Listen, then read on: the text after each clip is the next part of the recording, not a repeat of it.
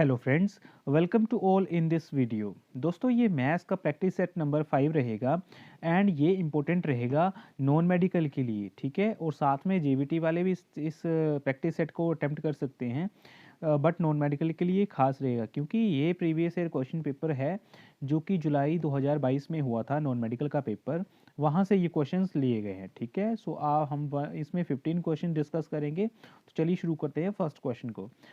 आज का जो फर्स्ट क्वेश्चन है इसमें बोला है कि how many times a wheel of radius 28 centimetre must rotate to go 352 metre, ठीक है। 28 सेंटीमीटर त्रिज्या वाले एक पहिए को 352 मीटर की दूरी तय करने के लिए कितनी बार घुमाना पड़ेगा। अब जैसे देखो, ये ऐसा जब रोटेशन वाले क्वेश्चन आते हैं ना, तो देखो आपको बोला है कि व्हील जो है वो उसकी रोटेशन की बात हो रही है, ठीक है। ये व्हील है, ठीक है। अब व्हील की जो रोटेशन होती है ना, जब वो एक रोटेशन लेता है तो वो कितना डिस्टेंस ट्रेवल करता है, वो करता है 2 पाई आर, ठीक है। जब भी व्हील की जो एक रोटेशन होती है तो वो 2 पाई आर डिस्टेंस ट्रेवल करता है, ठीक है। 2 पाई आर यहाँ पर होता क्या है, ये होती है सर्कमफ्रेंस, ठीक है। मतलब ये अगर हम यहाँ से चलेंगे तो यहाँ से लेकर यहाँ तक, ठीक है, ये एक रोटेशन होती है। एंड एक रोटेशन में जो होती है वो 2 पाई आर डिस्टेंस ट्रेवल होता है। अब हमें बोला है कि देखो, अगर हम बोला है कि 28 सेंटीमीटर जो रेडियस है व्हील की वो तो दी है हमें, ठीक है। हमें बोला ये है क्वेश्चन में कि 352 मीटर टोटल डिस्टेंस है, ठीक है। इस डिस्टेंस को ट्रैवल करने के लिए हमें व्हील को कितनी बार रोटेशन देनी पड़ेगी, ठीक है। अब क्योंकि एक रोटेशन में जो है 2 पाई आर डिस्टेंस ट्रैवल हो रहा है, ठीक है। तो 352 मीटर डिस्टेंस ट्रैवल करने में कितना रोटेशन होंगे, ठीक है। तो देखो, पहले तो हमें एक जो रोटेशन होगी उसमें डिस्टेंस ट्रैवल जो होगा उसको निकालना पड़ेगा, तो वो 2 पाई आर के फॉर्मूले से निकलेगा। यहाँ पर 2 × 22/7 एंड आर की वैल्यू यहाँ पर गिवन है 28 सेंटीमीटर, ठीक है, 28 सेंटीमीटर। यहाँ पर ये आ गया। उसके बाद नेक्स्ट है, जब इसको डिवाइड करेंगे तो 4 आ जाएगा, ठीक है। इसको कैलकुलेट करेंगे तो ये बन जाएगा कितना, ये बन जाएगा 176 सेंटीमीटर, ठीक है। 176 सेंटीमीटर जो है वो एक रोटेशन का डिस्टेंस आ गया। ये है वन वन रोटेशन, ठीक है, वन रोटेशन का डिस्टेंस ये आ गया। अब उसके बाद क्या होगा, उसके बाद देखो, क्योंकि आपको बोला है कि 352, देखो यहाँ पर डिस्टेंस इसको याद रखना आपने, कि ये आया है 176 सेंटीमीटर, ठीक है, एक रोटेशन का, वन रोटेशन। अब क्योंकि आपको बोला है कि टोटल डिस्टेंस 352 मीटर जो है वो ट्रैवल करना है, ठीक है। नंबर ऑफ रोटेशन क्या होंगी, नंबर ऑफ रोटेशन यहाँ से हम निकालेंगे जो टोटल डिस्टेंस होगा जो कि है 352, ठीक है, इसको ट्रैवल करना है। और एक जो रोटेशन का डिस्टेंस ट्रैवल किया हुआ है वो है 176 सेंटीमीटर, ठीक है, और ये मीटर में दिया हुआ है। ऐसे रोटेशन निकल आएंगी आपकी, नंबर ऑफ रोटेशन, ठीक है, ऐसे यहाँ से रोटेशन आप निकाल लोगे। बट देखना आप यहाँ पर कि यहाँ पर ऊपर मीटर में दिया हुआ है डिस्टेंस और यहाँ पे सेंटीमीटर में है, तो या तो आप सेंटीमीटर को मीटर में कन्वर्ट करो या फिर मीटर को सेंटीमीटर में कन्वर्ट करो। तो देखो, मीटर को सेंटीमीटर में कन्वर्ट कर लेते हैं तो ये आ जाएगा कितना, 352 एंड 2 जीरो आगे लग जाएंगी, ठीक है। क्यों लगेंगी, क्योंकि 1 मीटर में 100 सेंटीमीटर होते हैं, ठीक है। 352 मीटर में 2 जीरो हम आगे 100 से मल्टीप्लाई कर देंगे एंड नीचे 176 सेंटीमीटर ही रहेगा, ठीक है। अब देखो, सेंटीमीटर से सेंटीमीटर कैंसिल आउट एंड ये हो जाएगा, ये 2 होता है, ठीक है, 176 इंटू 2 352 होता है, तो ये आ गया 200, ठीक है। जब इसको मल्टीप्लाई किया तो 200 आ गया। इसका मतलब ये हुआ कि 200 रोटेशन लगेंगी 352 मीटर डिस्टेंस को ट्रैवल करने में, ठीक है। किसको, जिस व्हील की जो रेडियस है वो 28 सेंटीमीटर होगी, ठीक है। ऐसे हम ऐसे क्वेश्चन को सॉल्व करते हैं, ठीक है। इसमें जो राइट आंसर होगा वो ऑप्शन नंबर ए रहेगा। तो ऐसे हम इस मेथड से जो है वो ऐसे क्वेश्चन जो है वो सॉल्व करते हैं, ठीक है। आप इसको नोट डाउन करो, फिर नेक्स्ट क्वेश्चन पर देखते हैं। नेक्स्ट है क्वेश्चन, बोल रहा है कि एक समचतुर्भुज का क्षेत्रफल 240 सेंटीमीटर स्क्वायर है। The area of rhombus is 240 centimetre square and one diagonal is 16 centimetre, then the other diagonal is. हमें बोला है कि एक रोम्बस है जिसका टोटल एरिया जो गिवन है 240 सेंटीमीटर स्क्वायर है, और बोला है कि एक डायगोनल जो है वो 16 सेंटीमीटर के इक्वल है। तो बताना है कि अगला डायगोनल क्या होगा। तो देखो हमें गिवन क्या है वो लिख लेते हैं पहले, ठीक है, एरिया ऑफ रोम्बस, ठीक है। तो ये गिवन है हमें 240, ठीक है, तो ये गिवन है 240 सेंटीमीटर स्क्वायर, ठीक है, ये गिवन है। देखो ये तो हमें गिवन है, बट फॉर्मूला भी होता है, वो होता है 1/2 इंटू D1 इंटू D2, ठीक है। और यहाँ पर D1 एंड D2 क्या है, ये डायगोनल होते हैं, ये पहला डायगोनल, फर्स्ट डायगोनल, एंड ये है सेकंड डायगोनल, ठीक है, ये सेकंड डायगोनल होता है। तो दो डायगोनल यहाँ पर इनका मल्टीप्लिकेशन, इनको 1/2 से डिवाइड कर दें, सो इसके इक्वल आता है। अब यहाँ पर आप देखिए आपको एक डायगोनल की वैल्यू गिवन है, ठीक है, तो मतलब ये बन जाएगा 1/2 इंटू D1 की वैल्यू कितनी गिवन है 16 सेंटीमीटर, एंड D2 आपको फाइंड आउट करना है, तो ये बन जाएगा 240 के इक्वल। अब यहाँ से 2 से 16 कैंसिल आउट, तो 8 आ जाएगा। अब क्योंकि 8 D2 के साथ मल्टीप्लिकेशन में है एंड आपको D2 फाइंड आउट करना है, तो ये 8 चला जाएगा कहाँ, डिनोमिनेटर में, तो मतलब ये आ जाएगा 240/8। तो यहाँ से 8 से 240 कैंसिल आउट हो जाएंगे एंड ये निकल के आएगा 30, मतलब 240 से 8 को डिवाइड करेंगे तो हमें 30 मिलेगा। सो मतलब D2 की वैल्यू जो आई वो 30 सेंटीमीटर आई, ठीक है। सो यहाँ पर देखिए 30 सेंटीमीटर कहाँ पे प्रेजेंट है, सो ऑप्शन नंबर सी इसका राइट आंसर होगा, ठीक है। ऑप्शन नंबर सी में प्रेजेंट है 30 सेंटीमीटर, सो राइट आंसर है 30 सेंटीमीटर। नेक्स्ट क्वेश्चन है the height and slant height of cone are 21 centimetre and 28 centimetre, then the volume of cone is, ठीक है, आपने बताना है कि वॉल्यूम ऑफ कोन क्या होगा। तो ऐसे क्वेश्चन को कैसे करेंगे, देखो पहले तो आपको देखो पूछा है कि वॉल्यूम ऑफ कोन क्या होगा, तो पहले तो आपको पता होना चाहिए कि वॉल्यूम ऑफ कोन आप कैसे फाइंड आउट करते हैं। तो वॉल्यूम ऑफ कोन का फॉर्मूला होता है, वॉल्यूम ऑफ कोन, तो इसका फॉर्मूला होता है 1/3 पाई आर स्क्वायर एच, ठीक है, ये फॉर्मूला होता है। अब यहाँ पर रिक्वायरमेंट क्या है आपको, देखो 1/3 तो आपको गिवन है, ठीक है, पाई की वैल्यू तो आपको मिल जाएगी 22/7 से, आर की वैल्यू आपको गिवन नहीं है यहाँ पर, ठीक है, सो आर आपको फाइंड आउट करना पड़ेगा, और साथ में एच की वैल्यू गिवन है, ठीक है, एच की वैल्यू गिवन है 21 सेंटीमीटर। तो मतलब आपको यहाँ पर रेडियस जो है ना, आर का मतलब रेडियस, ठीक है, सो रेडियस आपको पहले फाइंड आउट करना पड़ेगा उस कोन का, फिर आप वॉल्यूम निकाल सकते हैं। तो कैसे निकालेंगे वो मेन चीज़ है, उसको सीख लो, ठीक है। तो देखो इसको निकालने के लिए भी हमारे पास एक फॉर्मूला होता है, आपने पढ़ा हुआ था, क्योंकि यहाँ पे आपको गिवन है हाइट एंड स्लांट हाइट, ठीक है, of cone are 21 centimetre and 28 centimetre.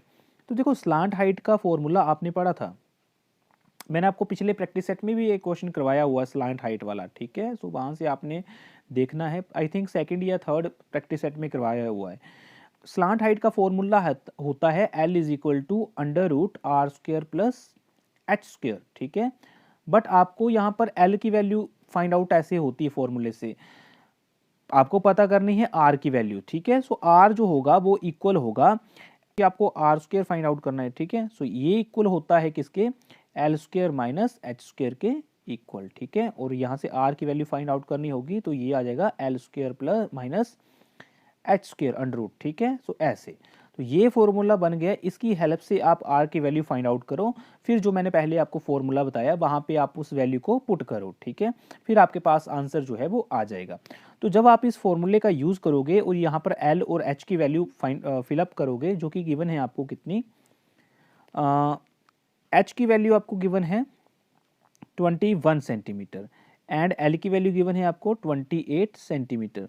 तो जब आप इन दोनों वैल्यूज़ को इस फॉर्मूले में पुट करोगे तो आपके पास जो R की वैल्यू आएगी वो आएगी, R की वैल्यू यहाँ से आएगी आपको 7/7, ठीक है, 7/7 सेंटीमीटर जो है वो R की वैल्यू निकलेगी।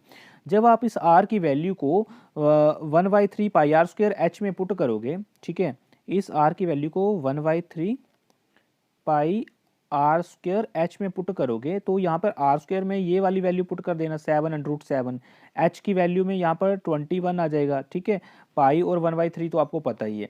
तो जब आप इस सारे को कैलकुलेट करके जो आप देखोगे तो आपका जो आंसर आएगा वो आएगा ऑप्शन नंबर सी में जो दिया हुआ है, ठीक है, 7446 सेंटीमीटर क्यूब, ठीक है, सो इतना डिस्टेंस जो है वो फाइंड आउट होके आएगा।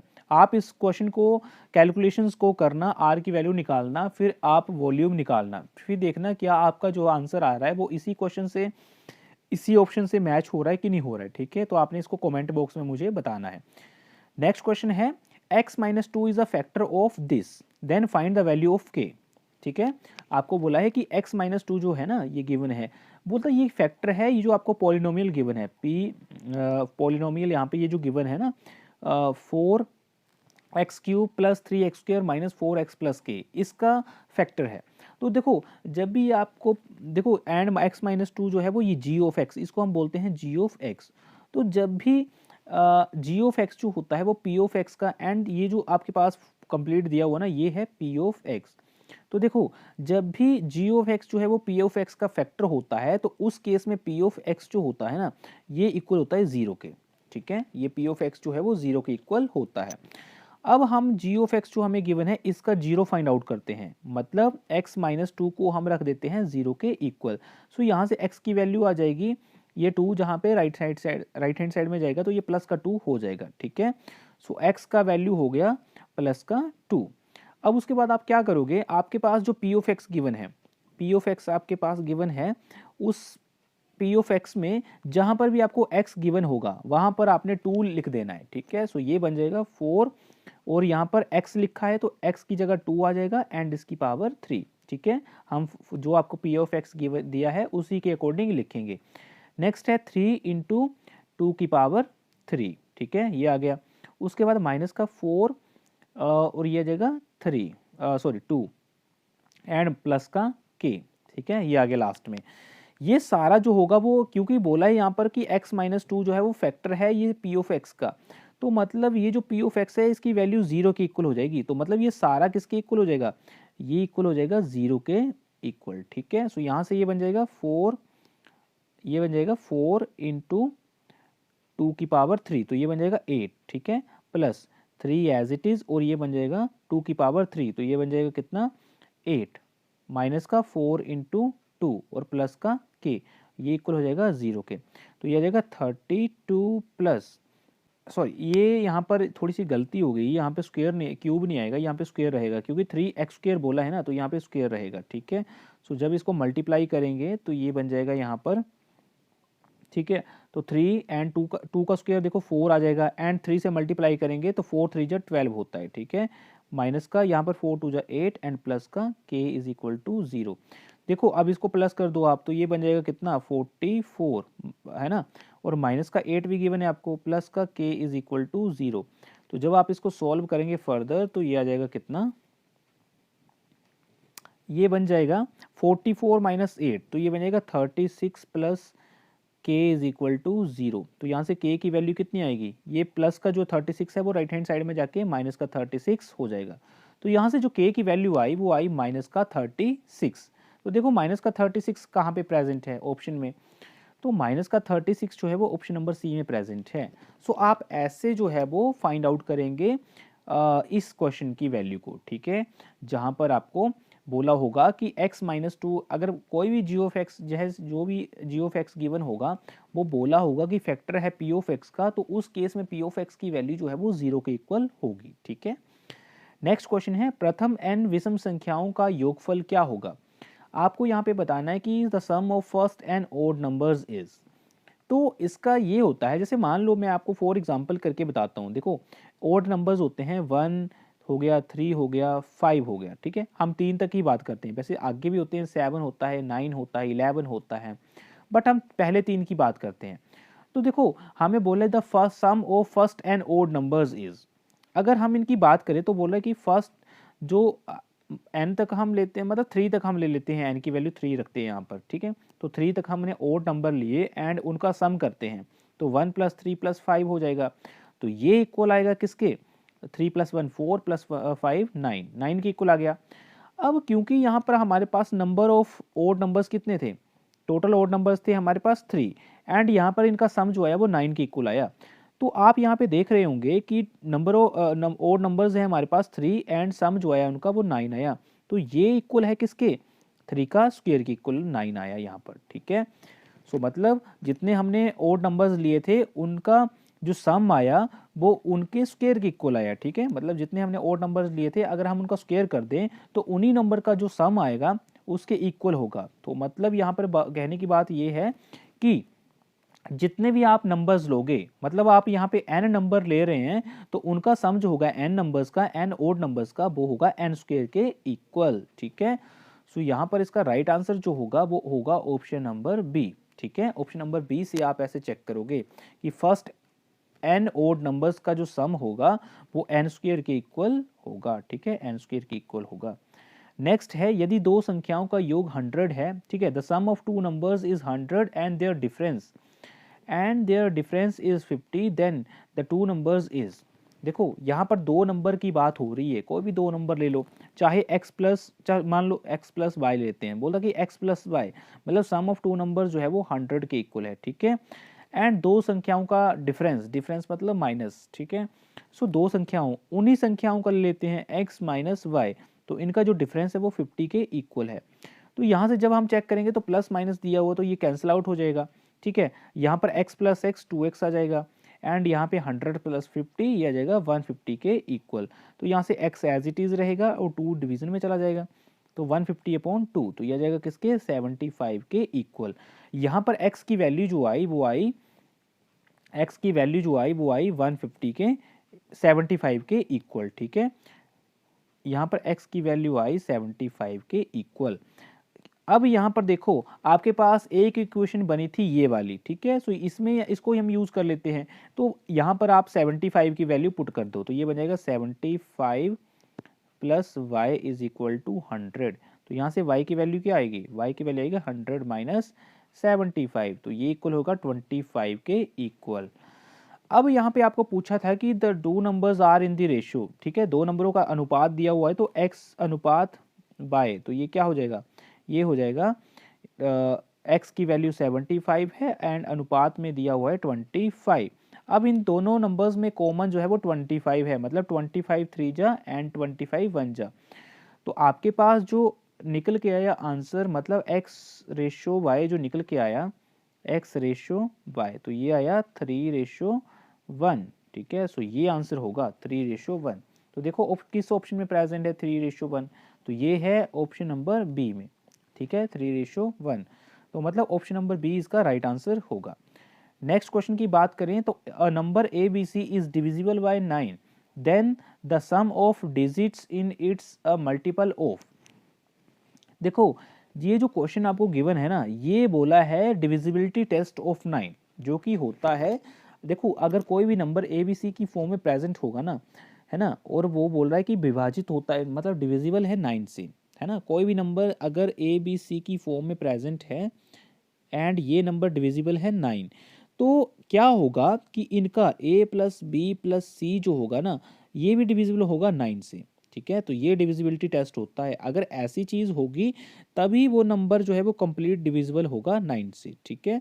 सो इसका मतलब ये हुआ कि यहाँ पर ये जो नंबर है हमारे पास a b c, इनका जो सम होगा, इसका जो सम निकल के आएगा वो किसका मल्टीपल होना चाहिए, वो मल्टीपल होना चाहिए 9 का, ठीक है। मतलब 9 से डिविजिबल होना चाहिए इन नंबर्स का सम, ठीक है।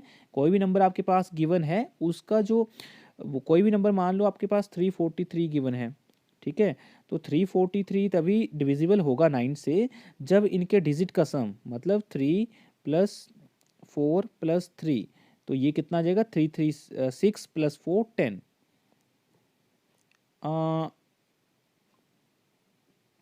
243, ठीक है।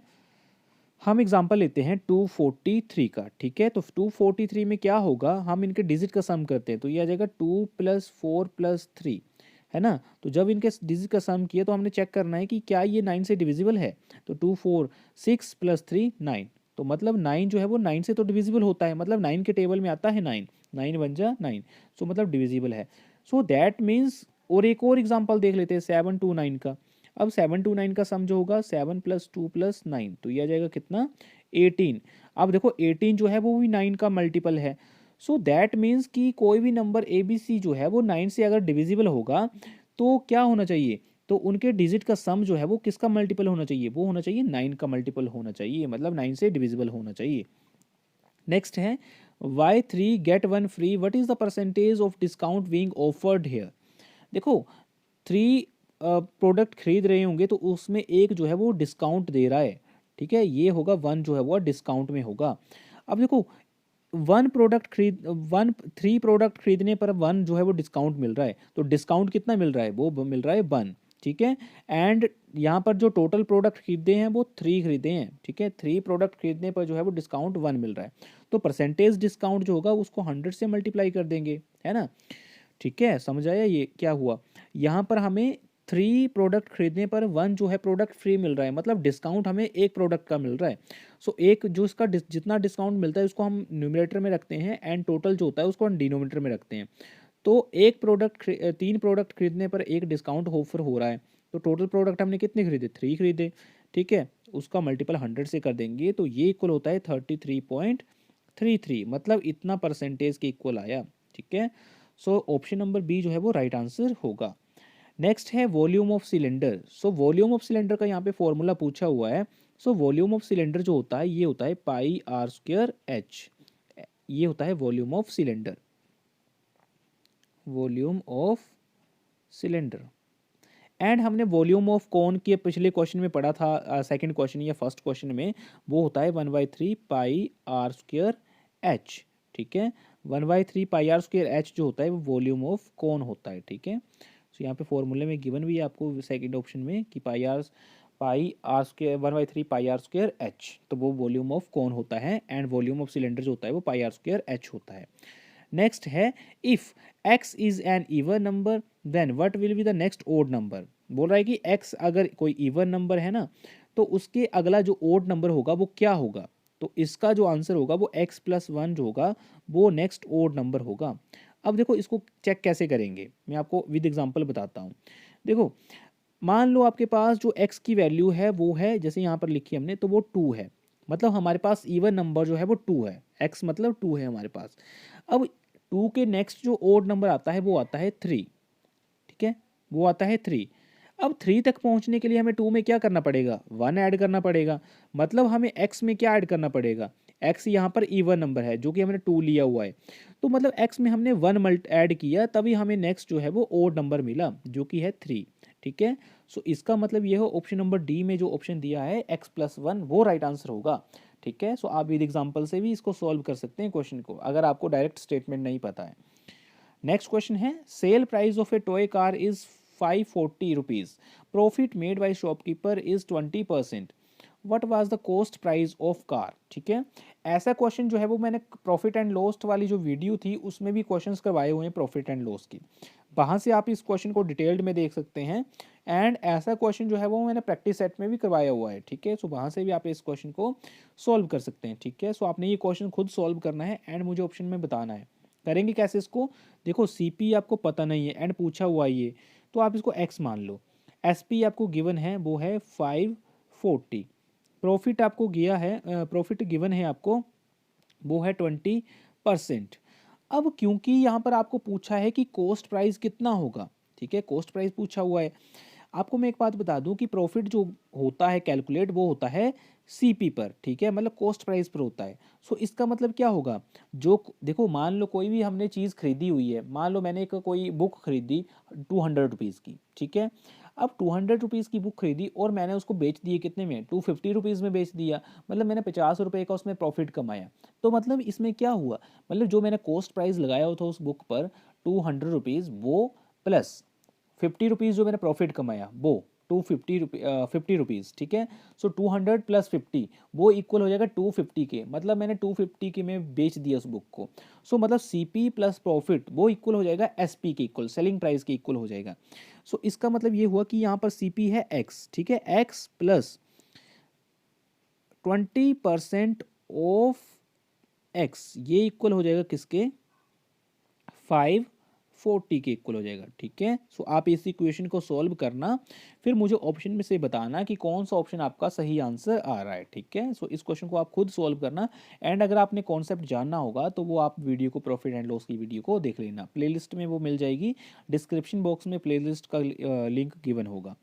नेक्स्ट है इन क्वाड्रिलेटरल शोन इन फिगर, ये फिगर में दिया हुआ है एंड वैल्यूज भी दी हुई है साइड्स की। तो आपने बताना है कि इसका एरिया कितना होगा, ठीक है, समचतुर्भुज का क्षेत्रफल क्या होगा, मतलब find the area of quadrilateral, ठीक है, रोम्बस नहीं चतुर्भुज, ठीक है। देखो यहाँ पर आपको डायरेक्टली आप इसका सॉल्यूशन कैसे निकालोगे, तो देखो आपको क्या दिया हुआ है, एक क्वाड्रिलेटरल दिया हुआ है, ठीक है, एंड उसको भी डिवाइड किया हुआ है किस में, टू ट्राइंगल्स में डिवाइड किया हुआ है, triangle A C D plus triangle A B C, ठीक है। एंड देखो फर्स्ट जो ट्राइंगल गिवन है आपको ये वाली, इसमें एक एल्टीट्यूड गिवन है क्योंकि नीचे 90 डिग्री का एंगल बन रहा है, तो ये होगा आपका एल्टीट्यूड, ठीक है। देखो यहाँ पर ये एक राइट एंगल बन रहा है ना, ऐसे ऐसे एरो लगा हुआ है, ठीक है, तो ये 90 डिग्री का साइन होता है। तो देखो यहाँ पर 30 मीटर जो है वो एल्टीट्यूड गिवन है एंड 24 मीटर जो है वो ये गिवन है बेस, ठीक है। सो देखो इस ट्राइंगल का मतलब इस ट्राइंगल का आपको एरिया फाइंड आउट करना है, तो आप फॉर्मूला लगाओगे 1/2 इंटू हाइट इंटू बेस, ठीक है, ये होता है हाइट, ये भी एरिया ऑफ ट्राइंगल का फॉर्मूला होता है, ठीक है, हाइट इंटू बेस। तो यहाँ पर 1/2 एज इट इज, हाइट आपको एल्टीट्यूड जो है 13 मीटर एंड बेस है आपको 24 मीटर। तो यहाँ से जब आप इसको सॉल्व करोगे तो ये आ जाएगा एंड ये निकल के आएगा 156 सेंटीमीटर मीटर स्क्वायर, ठीक है, 120 मीटर स्क्वायर, 156 मीटर स्क्वायर जो है वो ऊपर वाली ट्राइंगल का, ये जो ऊपर वाला हिस्सा है ट्राइंगल का, इसका एरिया निकल के आ गया आपको। क्योंकि क्वाड्रिलेटरल का पूछा है ना, तो क्वाड्रिलेटरल का यहाँ पे हमें डायरेक्ट कोई फॉर्मूला गिवन नहीं है, हमें क्या करना पड़ेगा, पार्ट्स में डिवाइड करना पड़ेगा, मतलब ऊपर वाली ट्राइंगल का एरिया फाइंड आउट करो, फिर नीचे वाली का, फिर उनको ऐड कर दो, फिर वो क्वाड्रिलेटरल का एरिया हो जाएगा। सो यहाँ से हमें फर्स्ट ट्राइंगल का जो है उसका जो एरिया निकल के आया वो आया 156, ठीक है, ये आया 156 सेंटीमीटर, एक मिनट, ये आया 156, ठीक है। अब दूसरी का निकालते हैं, तो दूसरी का कितना आएगा 1/2 एज इट इज एंड यहाँ पर जो आपका एल्टीट्यूड गिवन है वो है 8, मतलब हाइट आपको 8 गिवन है एंड बेस तो वही रहेगा। तो जब आप इसको देखोगे तो ये 12 हो जाएगा, ठीक है, तो 12 इंटू 8 ये आ जाएगा 96, ठीक है, तो ये आ जाएगा यहाँ पर 96 के इक्वल। तो यहाँ पर 96 आ गया, जब आप इसको ऐड करोगे तो 2 एंड 15 25, तो ये आ गया आपका इतने मीटर स्क्वायर। तो देखो कौन से ऑप्शन में है, तो ऑप्शन नंबर बी जो है वो इसका राइट आंसर होगा। नेक्स्ट क्वेश्चन है 3 की पावर x प्लस 4 माइनस 3 की पावर x प्लस 2 जो है वो 8 के इक्वल है। तो यहाँ पे आपने x की वैल्यू फाइंड आउट करनी है, ठीक है। तो जब भी आपको ऐसा अलजेब्राइक एक्सप्रेशन गिवन हो और आप पूछा हो कोई x की वैल्यू फाइंड आउट करो, देखो यहाँ पर आपको 3x प्लस 4 गिवन है ना, माइनस 3x प्लस 2 गिवन है और ये 8 के इक्वल है। तो इसको आप कैसे करोगे, इसको आप करोगे, देखो ये x प्लस 4 लिखा हुआ है ना 3 की पावर, सो आपको पता है कि जब भी बेस सेम होते हैं तो पावर्स क्या हो जाती हैं, ठीक है, बेस सेम हो तो पावर्स प्लस हो जाती हैं, ठीक है, मतलब ये हो जाता है 3 की पावर m प्लस n। तो यहाँ पे जो लिखा हुआ है ये वाला, इसको क्या हम इस चीज़ में ब्रेक कर सकते हैं, बिल्कुल कर सकते हैं। तो यह आ जाएगा 3 की पावर x इंटू 3 की पावर 4, यहाँ अगले वाले को भी ऐसे करेंगे 3 की पावर x इंटू 3 की पावर 2, ये हो जाएगा 8 के इक्वल।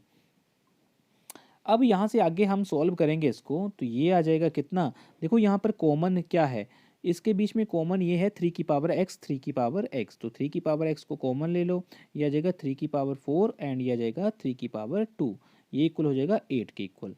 अब यहाँ से जब आप इसको 3 की पावर को x एज इट इज़ रहने देंगे, अंदर वाले को सॉल्व करेंगे तो आ जाएगा आपके पास 81 माइनस 9, ठीक है, एंड इज इक्वल टू 8, ठीक है, यहाँ पर इतना हो गया।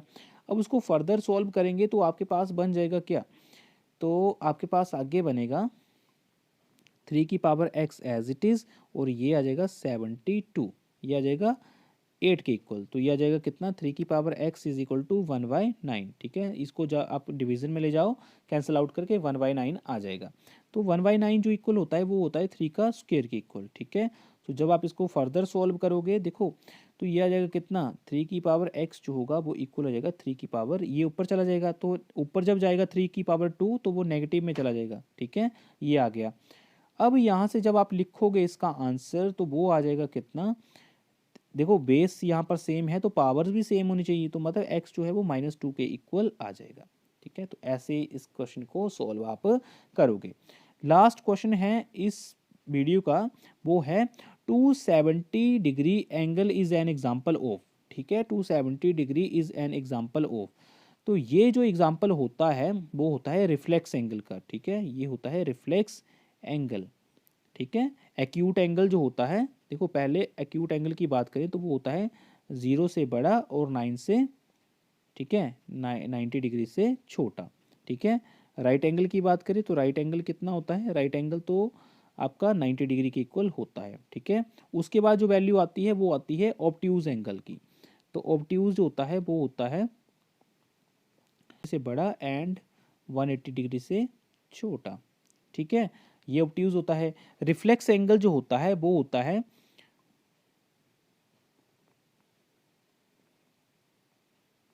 रिफ्लेक्स एंगल की बात करें तो रिफ्लेक्स एंगल होता है 180 डिग्री से छोटा एंड 180 डिग्री से बड़ा एंड 270 डिग्री से छोटा। ठीक है, सो यहाँ पर एग्जांपल की बात करिए कि एग्जांपल क्या होगा। एक्चुअली 270 जो होता है ना, ये रिफ्लेक्स एंगल बोल सकते हैं यहाँ पर इसको। ठीक है, क्योंकि उसके बाद जो आता है वो 360 डिग्री आता है, वो होता है कंप्लीट एंगल, है ना, ये होता है कंप्लीट एंगल। तो 270 डिग्री रिफ्लेक्स एंगल के इक्वल होगा। तो ये रहे आपके 15 क्वेश्चन जो कि इस वीडियो में हमने कवर किए। एंड हमने बहुत सारे पेपर्स ऐसे देखे हैं जिनमें जो है वो क्वेश्चन सेम रिपीट हो रहे हैं, मतलब 10 से 15 क्वेश्चन, 15 से 20 क्वेश्चन जो है वो रिपीटेड हैं हर पेपर के। तो इस वीडियो को आप अच्छे से देखना and notes banana and paper के लिए ऑल द बेस्ट। ठीक है।